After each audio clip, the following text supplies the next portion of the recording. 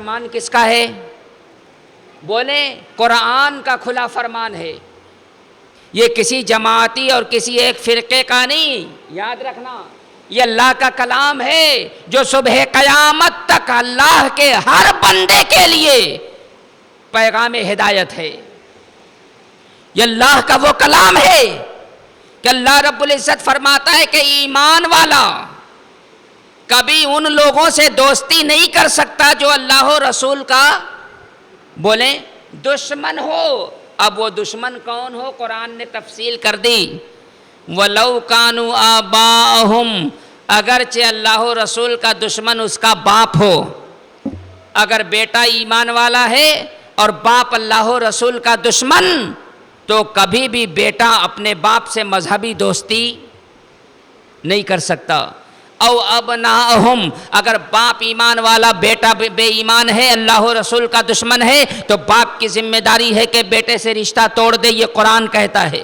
اگر ایک بھائی ایمان والا ہے دوسرا بھائی اللہ و رسول کا دشمن ہے تو قرآن کہتا ہے کہ وہ بھائی اپنے اس بھائی سے رشتہ توڑ دے. اگر خاندان کے اور لوگ ہیں کہ کچھ لوگ ایمان والے ہیں اور خاندان میں کچھ لوگ اللہ و رسول کے دشمن ہیں تو ایمان والوں کا تقاضۂ ایمانی یہ ہے کہ اللہ و رسول کے دشمنوں سے رشتہ توڑ دیں. یہ قرآن کہتا ہے. یہ کون کہتا ہے بولیں؟ اللہ کا کلام کہتا ہے. اور اسی آیت پر عمل کرتے ہوئے جب آپ تاریخ کا مطالعہ کریں گے تو آپ کو پتہ چلے گا کہ ابو عبیدہ ابن جراح نے، نام یاد رکھیے گا، ابو عبیدہ ابن جراح جو صحابی رسول ہیں، انہوں نے احد کے میدان میں اپنے باپ جراح کو قتل کر دیا تھا. ابو عبیدہ نے اپنے باپ جراح کو احد کے میدان میں کیا کیا؟ ایک بیٹے نے باپ کو قتل کیا. کیوں؟ اس لیے کہ وہ اللہ و رسول کا دشمن تھا. باپ سمجھ رہے ہیں؟ مصعب ابن عمیر نے اپنے بھائی عبداللہ ابن عمیر کو قتل کیا تھا. کیوں؟ اس لیے کہ وہ بے ایمان تھا، یہ ایمان والے ہیں. بات سمجھ رہے ہیں؟ حضرت علی رضی اللہ تعالیٰ عنہ نے، حضرت ابو عبیدہ نے، حضرت حمزہ رضی اللہ تعالیٰ عنہ نے، ان سب لوگوں نے عتبہ کو، شیبہ کو، سمجھ رہے ہیں، اپنے رشتہ داروں کو قتل کیا. یہ سب رشتہ دار تھے، قتل کیا. کیوں؟ اس لیے کہ یہ اللہ و رسول کے دشمن تھے.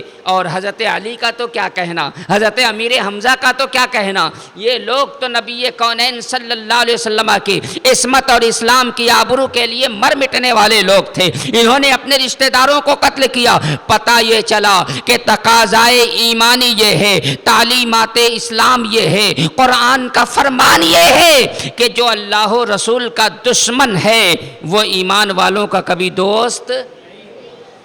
یہ بات بس یاد رکھ لیں، یہ اسلام کی بہت اہم تعلیم ہے. بس اس کو یاد رکھ لیں. انشاءاللہ عز و جل اگر آپ نے اس بات کو اپنی زندگی میں جگہ دے دی کہ جو ایمان والے ہیں ان کے دوست ایمان والے ہی ہو سکتے ہیں، جو اللہ و رسول کے دشمن ہیں اگرچہ زبان سے کلمہ پڑھ رہے ہوں، یہ پہچاننا ہے آپ کو. اگرچہ زبان سے وحدانیت اور رسالت کی گواہی دے رہے ہوں، لیکن اگر ان کی عملی زندگی میں کچھ ایسے اعمال، کچھ ایسی باتیں ہیں جو تعلیمات اسلام کے خلاف ہیں، جس کی وجہ سے ان کا ایمان باقی نہیں رہتا، تو وہ بے ایمان ہے. اور ایمان والا کبھی بے ایمانوں سے دوستی. یہ یاد رکھیں، یہ کسی مولوی کی بات نہیں ہے، یہ اللہ کا کلام ہے. کس کا؟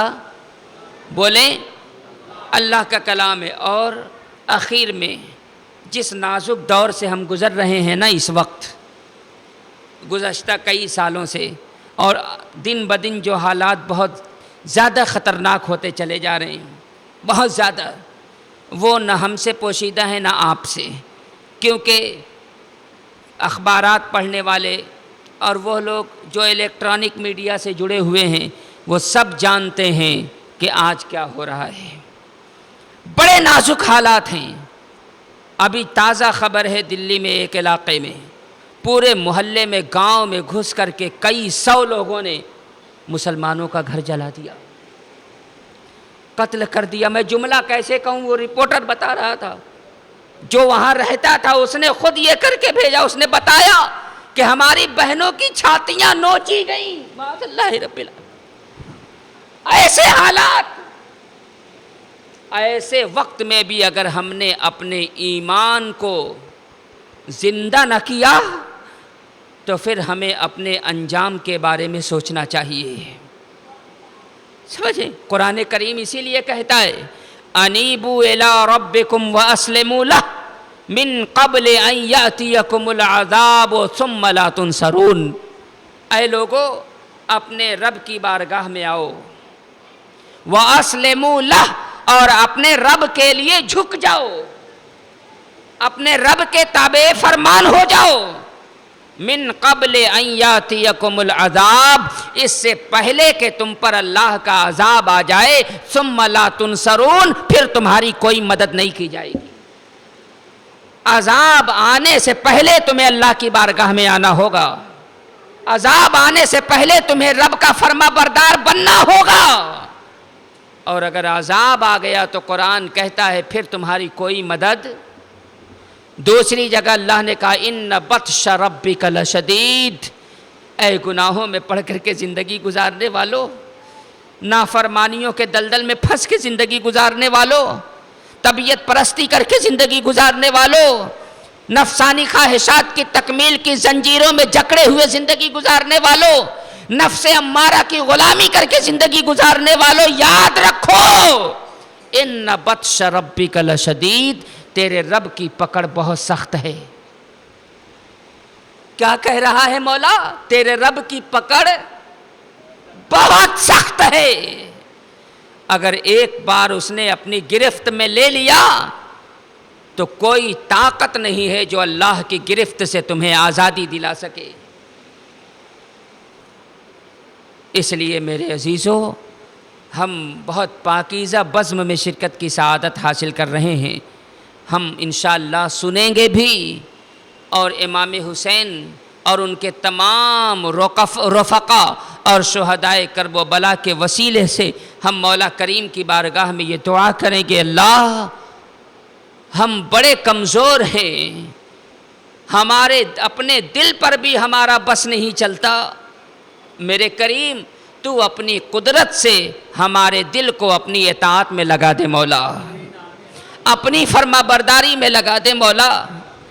ہم اپنے نفسانی خواہشات کی زنجیروں میں جکڑ گئے میرے کریم، تجھے تیرے پیارے محبوب کا واسطہ، تیرے محبوب کے نواسوں کا واسطہ، ان نواسوں کے تمام رفقا جو میدان کربلا میں حاضر ہوئے، ان سب کا واسطہ، پروردگار ہم سب کو گناہوں سے بچ کر کے اپنی اطاعت و فرما برداری میں زندگی گزارنے کی توفیق عطا فرما دے۔ اگر کہنے سننے میں کچھ غلطی ہوئی ہو، اللہ کریم اپنے کرم سے اپنے محبوب کے صدقے میں معاف فرمائے۔ استغفر اللہ ربی من کل ذنب واتوب الیہ، وآخر دعوانا الحمد للہ رب العالمین۔ السلام علیکم ورحمۃ اللہ وبرکاتہ۔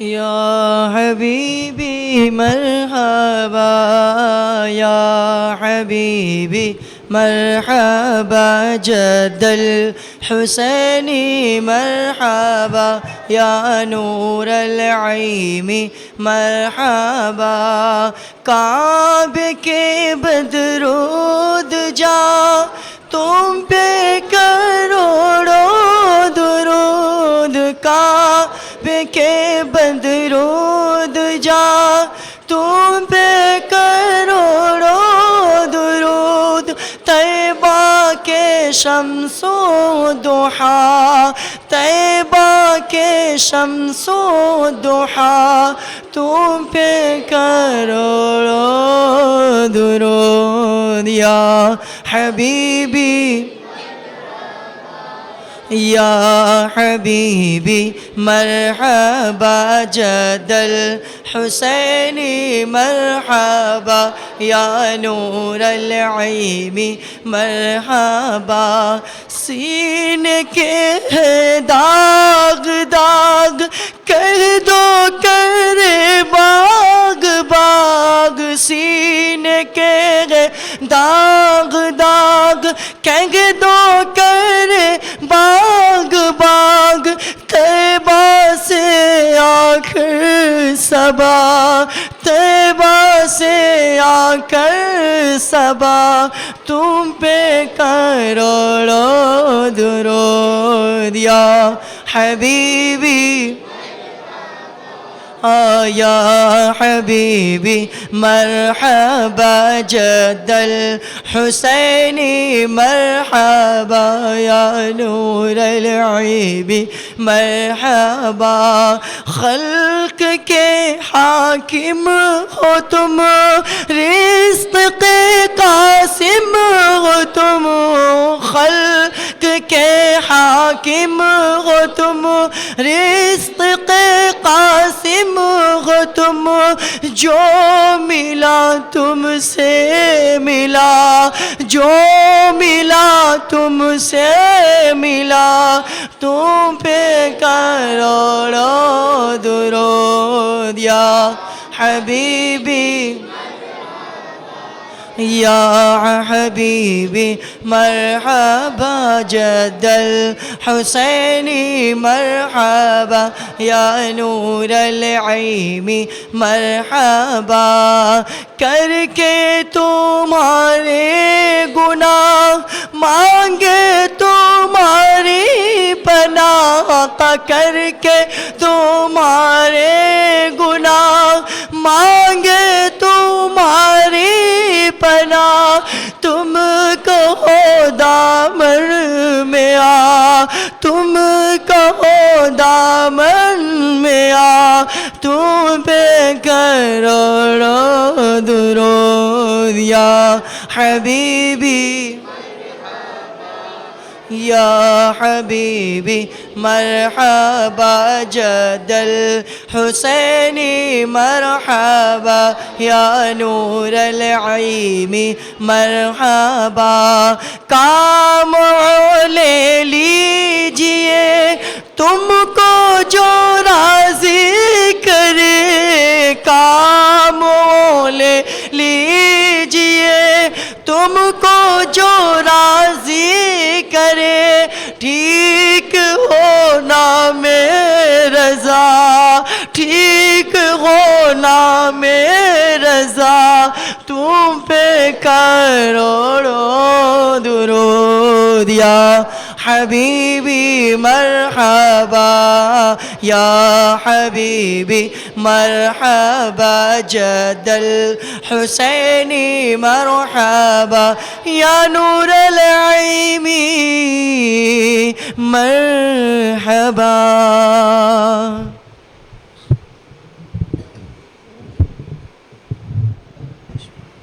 الصلاة والسلام علیک یا رسول اللہ الصلاة والسلام علیک یا حبیب اللہ وعلى آلك وأصحابك يا شفيعنا يوم الجزاء يا رسول الله انظر حالنا يا نبي الله اسمع قالنا إنني في بحر هم مغرق خذ يدي سهل لنا إشكالنا يا رب بالمصطفى بلغ مقاصدنا واغفر لنا ما مضى يا واسع الكرم خدایا بحق بنی فاطمہ کے برقول ایماں کنم خاتمہ اگر دعوتم رد کنی ور قبول منو دست و دامان آل رسول الہ العالمین اس بزم پاک میں ہم سب کی حاضری کو قبول فرما پروردگار عالم جو کچھ بھی تیرے محبوب کا تیرے محبوب کے نواسے کی نسبت سے ذکر کیا گیا ہے پروردگار عالم ان تمام ذکر و اذکار کو ہمارے کہنے کو حاضرین کے سننے کو اپنی بارگاہ میں قبول فرما حاضرین کی حاضری کو اپنی بارگاہ میں قبول فرما الہ العالمین اس محفل پاک کی برکت سے ہم سب کو دین و دنیا کی برکتیں عطا فرما الہ العالمین پروردگار عالم جتنے بھی لوگ حاضر ہیں امام حسین رضی اللہ تعالیٰ عنہ کی نسبت اور ان کے مقصد شہادت کا واسطہ پروردگار ان تمام حاضرین کی نیک تمنائیں جائز مرادیں اچھی آرزوئیں پوری فرما۔ الہ العالمین ہم سب کو ایمان پر استقامت عطا فرما۔ الہ العالمین ہم سب کو اپنے محبوبوں کے دامن سے مضبوطی کے ساتھ وابستہ رہنے کی توفیق عطا فرما۔ الہ العالمین ہم سب کو اپنے محبوب کی سنتوں پر عمل کرنے کی توفیق عطا فرما۔ ہر فرض ہر واجب کو اپنے وقتوں پر ادا کرنے کی توفیق عطا فرما۔ الہ العالمین زندگی کی آخری سانس تک ہمیں ایمان پر قائم رکھ، ایمان پر ہی ہم سب کا خاتمہ نصیب فرما۔ اعوذ باللہ من الشیطان الرجیم، ان اللہ وملائکتہ یصلون علی النبی یا ایہا الذین آمنوا صلوا علیہ وسلموا تسلیما۔ اللہم صل وسلم بارک علی محمد وعلی آل محمد معدن الجود والکرم وآلہ الکرام وابنہ الکریم اجمعین۔ سبحان ربک رب العزت عما یصفون وسلام علی المرسلین والحمد للہ رب العالمین بحق لا الہ الا اللہ محمد رسول اللہ صلی اللہ علیہ وسلم۔